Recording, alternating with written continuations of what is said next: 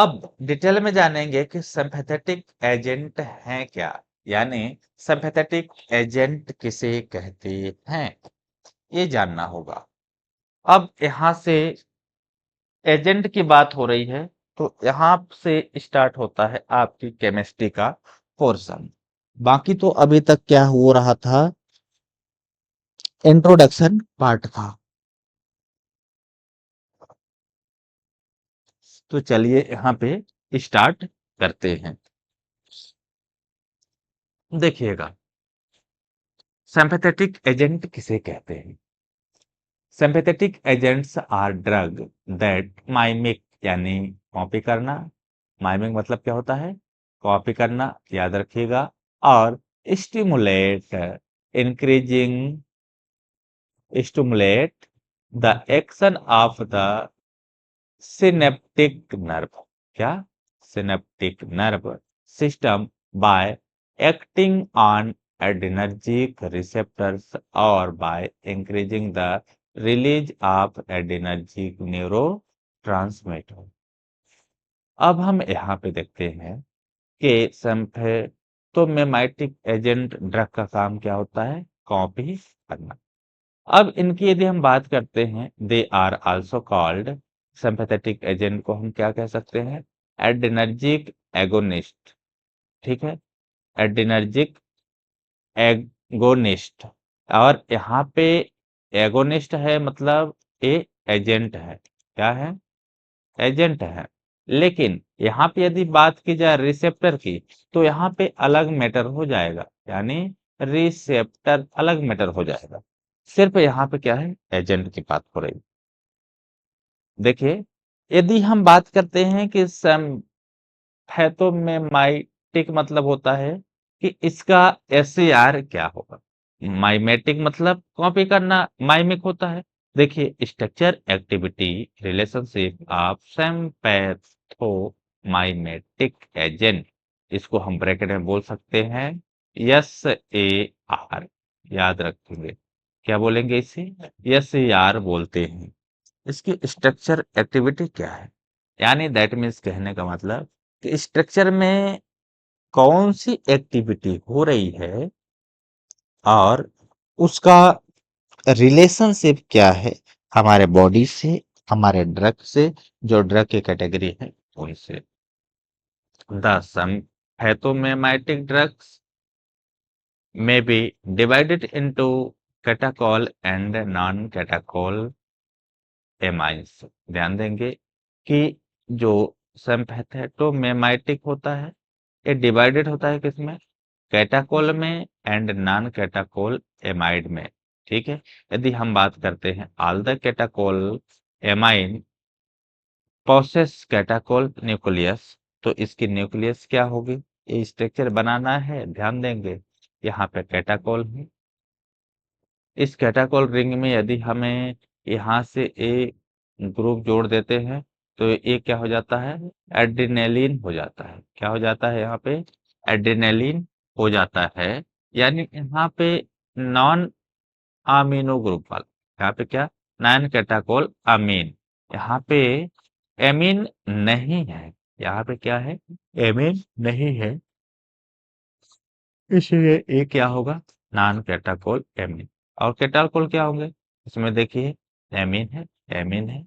Structure से related कोई problem नहीं आएगी, एक बार आप देख लेंगे। चलिए देखते हैं नेक्स्ट क्या है। Non catecholamine consist of a benzene ring and an ethylamine side chain. इनमें क्या होता है कि non catechol amine consist of a benzene ring and an ethyl amine side chain, and an ethyl amine side chain होता है। जैसे यदि हम बात कर लेते हैं कि यहाँ पे साइड चेन है अमीनो ग्रुप, यदि अमीनो ग्रुप यहाँ पे फंक्शनल ग्रुप है, तो इस कार्बन क्या होगा, अल्फा कार्बन, और एक कार्बन क्या होगा, बीटा कार्बन होगा। अब ये सारे क्या कहलाते हैं, फंक्शनल ग्रुप कहलाते हैं। क्या कहलाते हैं, फंक्शनल ग्रुप कहलाते हैं। यदि ए फंक्शनल ग्रुप होगा, तो इसका वाला ए पोजीशन क्या होगा, मेटा होगा, ए वाला क्या होगा, पैरा होगा और ए वाला क्या होगा, आर्थो होगा और ए वाला भी आर्थो होगा। इतना बनना चाहिए मेरे भाई। अब आगे देखते हैं कि इसमें कुछ कैटेगरी हैं। चलिए हम उन कैटेगरी को लेके चलते हैं।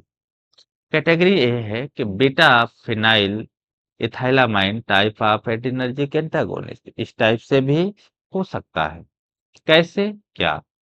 Beta phenyl ethylamine is the parents structure of many sympatho sympathomimetic, क्या, very many sympathomimetic drugs that modification of paraphenylenamines influence not only the mechanism of action receptors selectively but also their absorption, oral activity and metabolism and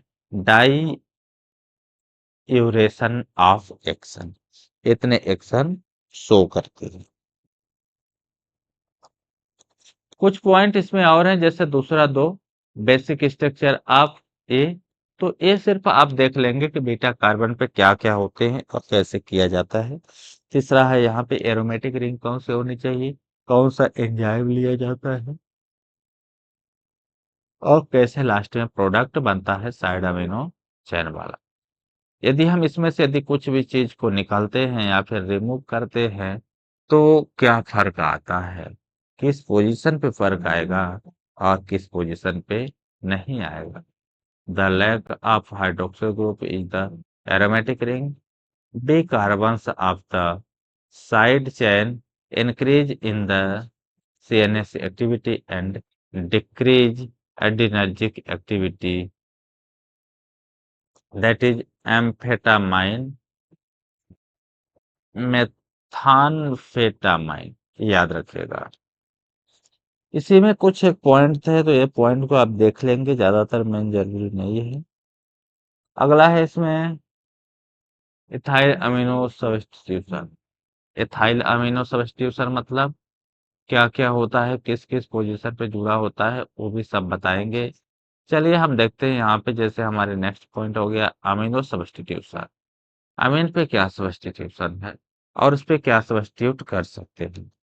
जैसे यहाँ पे कुछ हमारे पास ये point लिखे हुए हैं, जैसे यहाँ पे क्या हुआ, सब्स्टिट्यूट हुआ, यहाँ पे सब्स्टिट्यूट हुआ, यहाँ पे सब्स्टिट्यूशन हुआ और यहाँ पे सब्स्टिट्यूशन हुआ, तो उसके दौरान इसका क्या है, नाम रहेगा।